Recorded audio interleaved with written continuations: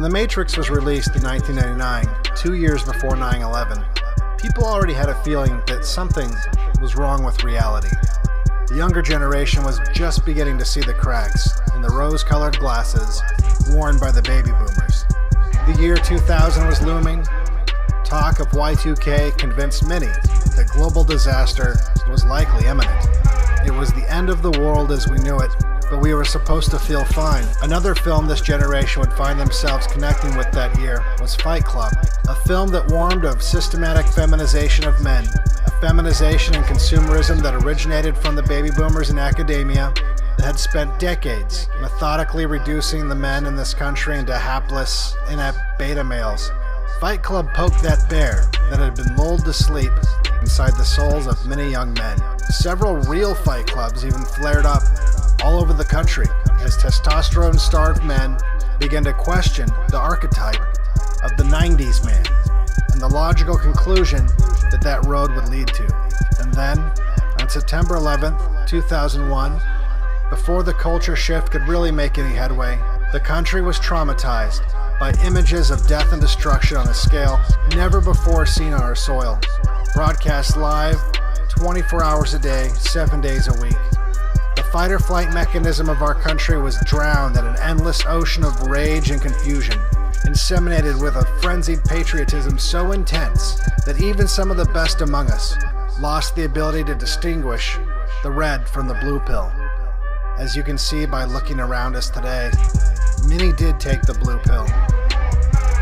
The righteous fury has now subsided, faded away, and left us only with feminized men, directionless women, and a culture in ruins. A culture built on coping mechanisms, escapism, and endless pharmaceuticals. There are still those that escape the indoctrination, that look back at these warnings, these prophetic allegories whose messages were so germane that they would be permanently burned into the modern lexicon. They look back and they long for a time that has been swallowed up forever by the appetites of the powerful and the negligence of the gluttons they have descended from.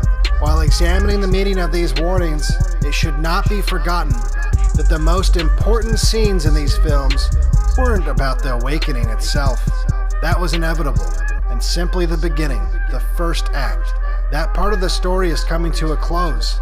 It's what happens next that will define these new generations that have been burdened with the aftermath of their mothers and fathers' inaction, indecision, or delusion. Endless injustices for which there are very few antidotes. These young men are now grown up. The torch is being wrestled from the grip of the baby boomers. The summer of love that exists only in their increasingly senile minds has been exposed for the reckless naivete and hedonism it really was. The lack of discipline and the drug-fueled devouring and bastardization of our culture at the hands of these people may finally come to an end. The power threatened by those that have resisted the programming, but they are not the only contenders determined to shape the future. There are also legions of blue-pilled counterparts, slaves who do not wish to be freed. Or to quote The Matrix is a system. That system is our enemy. But when you're inside, you look around, what do you see?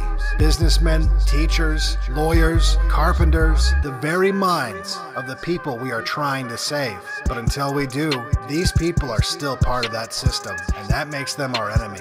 Most of these people are not ready to be unplugged, and many of them are so inert, so hopelessly dependent on the system, they will fight to protect it.